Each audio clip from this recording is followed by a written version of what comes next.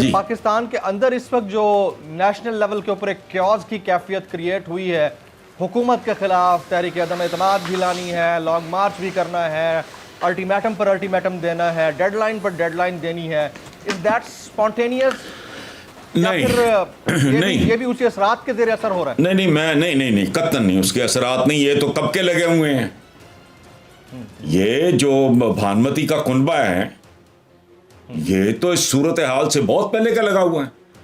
عمران کی حکومت کے آنے کے بعد ہی تو ان کو مروڑ اٹھنے شروع ہو گئے تھے، اور وقت کے ساتھ ساتھ ان کی فرسٹریشن میں، ان کے اعصاب شکنی میں اضافہ ہو رہا ہے. خوف کی وجہ یہ ہے کہ اگر اس آدمی کو وقت مل گیا تو ہی مائٹ ٹرن دا ٹیبلز. ان کے لیے وہ پیغام مرگ ہے. یہ سیاسی قبرستان کی طرف روانگی سے خوف زدہ ہیں. یہ تو ڈے ون سے اسی طرح بہیو کر رہے ہیں. پی ڈی ایم کن فیزز سے نہیں گزرا.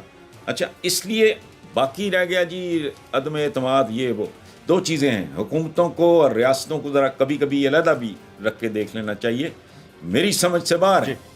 حکومتیں مستقل نہیں ہوتی، حکمران مستقل نہیں ہوتے، پکی بات. وہ ضیاء الحق جیسا بندہ ہو یا پرویز مشرف صاحب جیسا ایک سیکولر آدمی ہو یا ضیاء الحق جیسا ایک دکھاوے کا کہہ لیں یا اصلی کہہ لیں جیسا بھی ہو، ریلیجس آدمی ہو، مستقل کوئی نہیں ہوتا. اصل بات یہ ہے کہ اگر تو یہ اسٹیٹ کا فیصلہ ہے، ریاست کا فیصلہ ہے، تو پھر ہر فیصلے کی ایک قیمت بھی ہوتی ہے. پیدا ہونے کی قیمت موت ہے. تو اس کا مطلب یہ ہے کہ بندہ اسقاط کر دے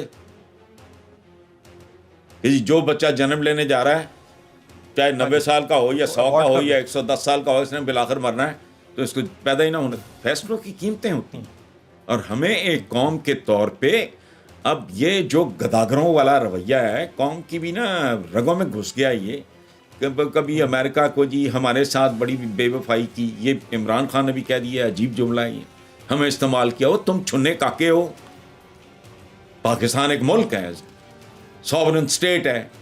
تم کو اگر وہ ٹیشو پیپر کی طرح استعمال کر کے پھینک دیتے رہے تو تم بھنگ پی کے بیٹھے ہوئے تھے.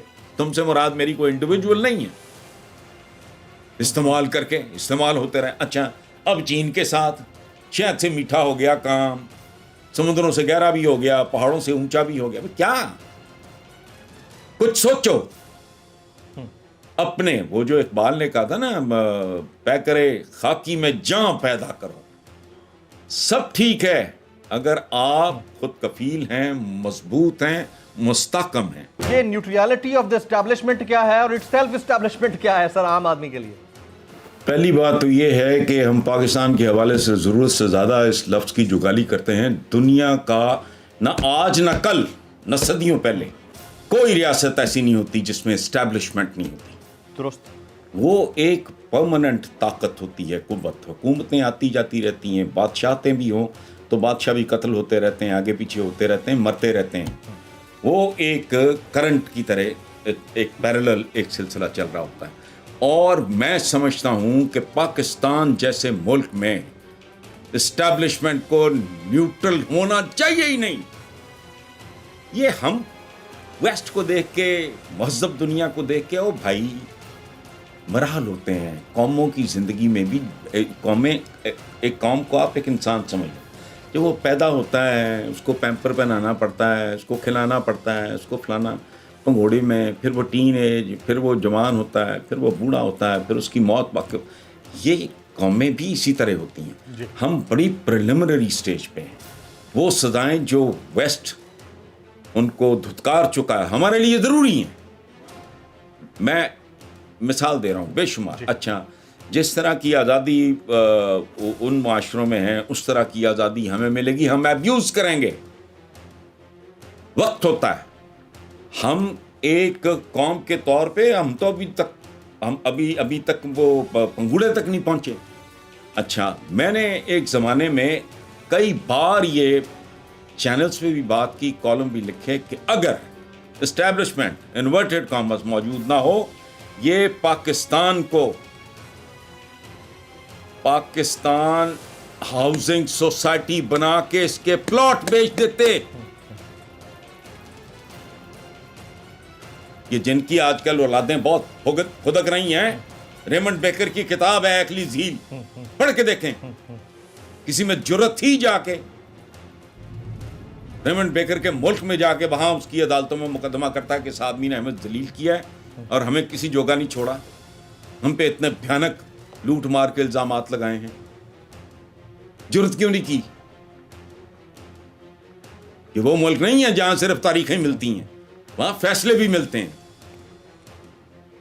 یہ تو پاکستان کو دیکھیں, یہاں تک میں لکھ بھی چکا ہوں یار, کہہ بھی چکا ہوں کہ پاکستان ایک ایسے جسم کی مانند ہے جس کے ہر مسام میں سٹین لیس سٹیل کے نا سٹراز لگے ہوئے ہیں. بوتل میں سٹرا ڈال کے آپ پیتے ہو نا, تو پاکستان ایک ایسے جسم کی مانند ہے جس کے ہر مسام میں سٹین لیس سٹیل کے سٹراز ڈال کے اس کا خون پیا گیا ہے. اور اب صورتحال یہ ہے, یہ پی ٹی آئی والے بیچارے یہ سمجھا ہی نہیں سکے. پہلی تقریر عمران کی ہونی چاہیے تھی کہ آج کی تاریخ میں یہ ملک کہاں کھڑا ہے. اس کے آرتھوپیڈک سرجن کی اسے ضرورت ہے, آرگنز اس کے جواب دے گئے ہیں, بلڈ پریشر اس کا نارمل نہیں ہے, کوئی شے بینائی اس کی متاثر ہو چکی ہے. آپ مجھے ایک بات پوری بدلحاظی سے مجھے بتائیں, اس ملک کا کون سا ایک آدھ شعبہ چھوڑ دیں, کون سا شعبہ ہے جو ڈیلیور کر رہا ہے؟ بتائیں مجھے. سر بتائیں, ہمیں تو کوئی شعبہ ایسا نظر نہیں آتا. ایک سیکنڈ, آپ کی انٹلیکچوئل لیڈرشپ کیا کر رہی ہے؟ آپ کی ریلیجس اسپرچل لیڈرشپ کیا کر رہی ہے؟ آپ کی پولیٹیکل لیڈرشپ کیا کر رہی ہے؟ آپ کے ادارے, آپ کے محکمے, وہ کیا رہا ہے؟ ابھی پارلیمنٹ کے بارے میں خوشخبری آئی ہے کہ 3rd کلاس مٹیریل وہاں یوز ہوا ہے. میں نے آج ہی اپنے ہی ایک پروگرام میں کہا, میں اگر جیسی پارلیمنٹ ویسا مٹیریل. واحد ایک ہی انسٹیٹیوشن ہے پاکستان میں, and we are proud of that, and that is military. اس کے علاوہ تو پاکستان میں مجھے تو کوئی ادارہ, اور میں یہ ایگزامپلس کوٹ کرتا ہوں پولیٹیشنز کے آگے کہ آپ کو اتنا عرصہ موقع ملا ہے, کوئی ایک مجھے ادارہ بتا دیں جس کے اوپر آپ پراؤڈ فیل کرتے ہوں. وہ سارے چپ ہو جاتے ہیں. اچھا میری بات سنیں, ایک اور بات, یہ بات میں کر رہا ہوں اور آپ کر رہے ہیں, ہم دونوں کو چھوڑیں آپ. او بھائی, دنیا کہتی ہے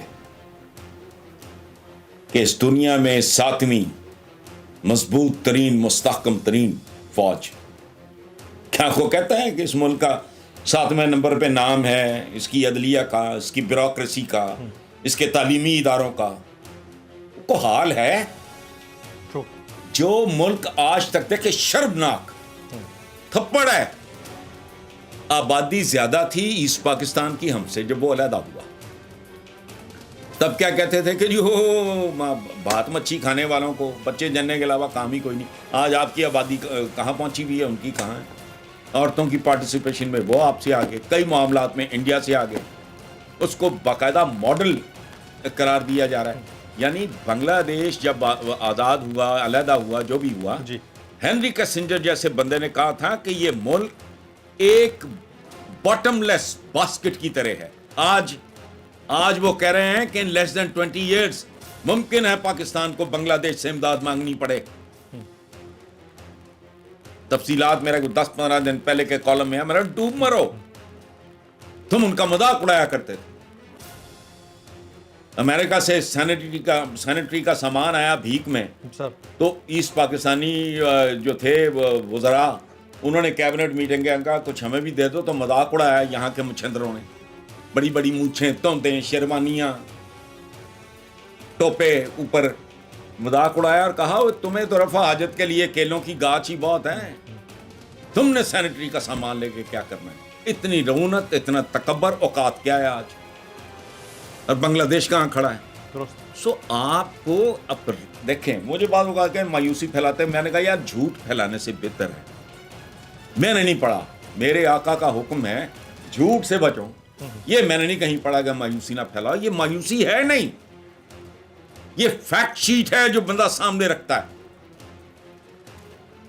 آپ کے بیٹے کا رزلٹ ٹھیک نہ ہو, رزلٹ کارڈ آپ اس کے سامنے رکھیں, اور اماں اس کی کہے کہ جی آپ بچے کو مایوسی پھیلا رہے ہیں. To hell with it, let's learn to face the facts.